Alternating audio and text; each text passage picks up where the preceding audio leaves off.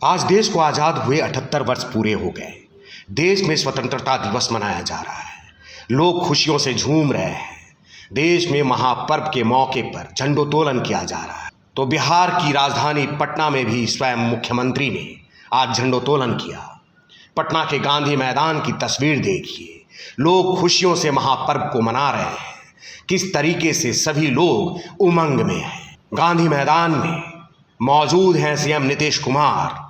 Parade हो रहा है और हर तरफ तस्वीर ऐसी है जैसे लग रहा है कि फुलवारी सजा हो। मौका है स्वतंत्रता दिवस का, 78वें स्वतंत्रता दिवस का। झंडोत्तोलन के बाद सीएम नीतीश कुमार ने बिहार की जनता को संबोधित किया। उन्होंने बताया कि अपने कार्यकाल में हमने क्या कुछ किया। वर्ष 2005 में जब से हम लोगों को काम करने का मौका मिला है, तब से राज्य में कानून का राज है। राज्य में कानून का राज बनाए रखना सरकार की सर्वोच्च प्राथमिकता है।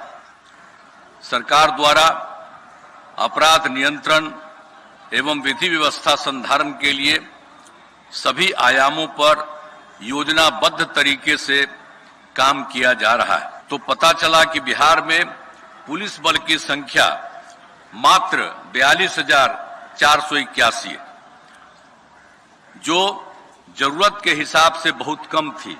इसलिए उसी समय पुलिस की संख्या को बढ़ाने का निर्णय लिया गया। इसके लिए नए पदों का सृजन किया गया और पुलिस में बहाली की गई। अब पुलिस बल की संख्या बढ़कर 1,10,000 हो गई। लेकिन हमने 2023 के पहले भी सुझाव दिया कि हमारी जरूरतों के हिसाब से पुलिस की संख्या को और बढ़ाया जाए। तब पदों की संख्या को बढ़ाकर 2,27,000 तय किया गया है और बहाली का काम शुरू हो गया है। इसी अगस्त माह में पुलिस के 21,000 पदों के लिए परीक्षा आयोजित हो रही है। उम्मीद है कि इस साल और अगले साल के प्रारंभ में भी पुलिस के सभी पदों का बहाली पूरी कर ली जाएगी।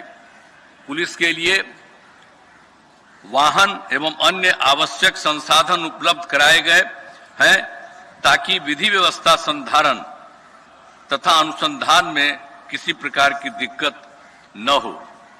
आप लोग देख ही रहे हैं कि वर्ष 2005 में हम लोगों ने कितना काम किया है। शुरू से ही शिक्षा एवं स्वास्थ्य के क्षेत्र में विशेष ध्यान दिया है। गरीबी के कारण 5वीं कक्षा के बाद लड़कियां भी पढ़ नहीं पाती थी। इसलिए सबसे पहले अनेक नए स्कूल खोले गए और कई स्कूलों में नए क्लासरूम बनाए गए। वर्ष 2006-07 में लड़के लड़कियों के लिए पोशाक योजना शुरू की गई।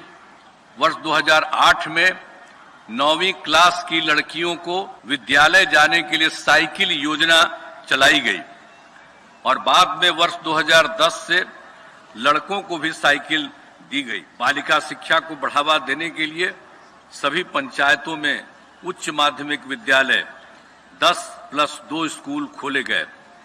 लड़कियों को 12वीं पास करने पर पहले 10,000 मिलते थे, जिसे बढ़ाकर अब 25,000 रुपये कर दिया गया है। और वहीं ग्रेजुएट पास होने पर 25,000 से बढ़ाकर अब 50,000 रुपये की प्रोत्साहन राशि दी जा रही है। अब लड़कियां भी खूब पढ़ रही हैं और स्कूलों में लड़के लड़कियों की संख्या लगभग बराबर हो गई। 2005 में जब हमारी सरकार आई तो विद्यालयों में शिक्षकों की कमी को देखते हुए वर्ष 2006-07 से पंचायत एवं नगर निकायों के माध्यम से बहाली की गई। कई चरणों में लगभग 4.25 लाख शिक्षकों को नियोजित किया गया। स्कूलों में पढ़ाई अच्छे ढंग से हो, इसके लिए अब निर्णय लिया गया है कि शिक्षकों की बहाली सरकारी तौर पर की जाए। नियोजित शिक्षक भी हमेशा चाहते थे कि उन्हें सरकारी शिक्षक बनाया जाए। इसे देखते हुए इन शिक्षकों को सक्षमता परीक्षा के माध्यम से सरकारी शिक्षक बनने के अवसर दिए जा रहे हैं। पहली सक्षमता परीक्षा में पास होकर लगभग 1,80,000 नियोजित शिक्षक सरकारी शिक्षक बन गए। जो शिक्षक अब बच गए हैं उन्हें भी सरकारी शिक्षक बनने के लिए मौके दिए जा रहे हैं। शुरू से ही सभी स्वास्थ्य सेवाओं में सुधार किया गया है। जब हमारी सरकार 2005 में आई थी उस समय स्वास्थ्य व्यवस्था की हालत खराब थी। आप सब जानते हैं सरकारी अस्पतालों में डॉक्टरों की कमी थी, अस्पतालों में दवा एवं अन्य सुविधाएं भी नहीं थी। प्राथमिक स्वास्थ्य केंद्रों में तो इलाज के लिए प्रति माह मात्र 39 मरीज ही आते थे एक महीने में। वर्ष 2006 से अस्पतालों में मरीजों को मुफ्त दवा, स्वास्थ्य जांच एवं एम्बुलेंस की सुविधा दी गई।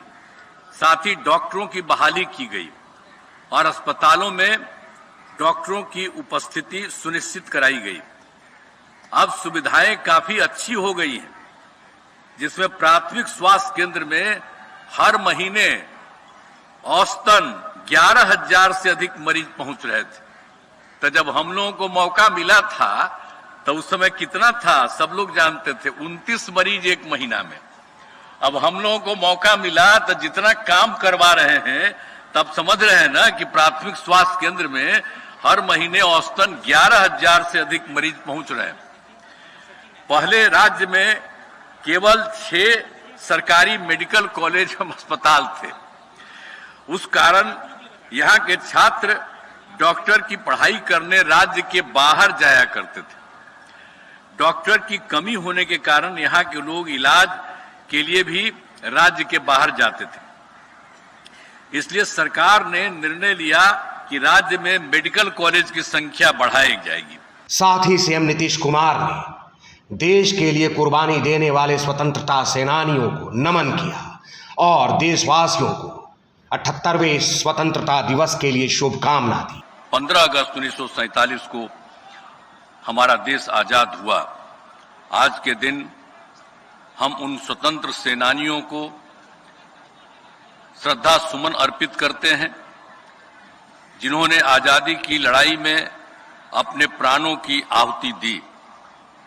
उनके उच्च आदर्श मैं उन वीर जवानों को भी नमन करता हूं जो बहादुरी से देश की सरहदों की सुरक्षा कर रहे हैं।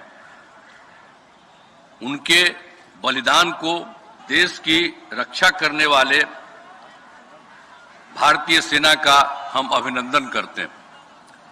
इतिहास इस बात का गवाह है कि बिहार ने स्वतंत्रता आंदोलन में अग्रणी भूमिका निभाई।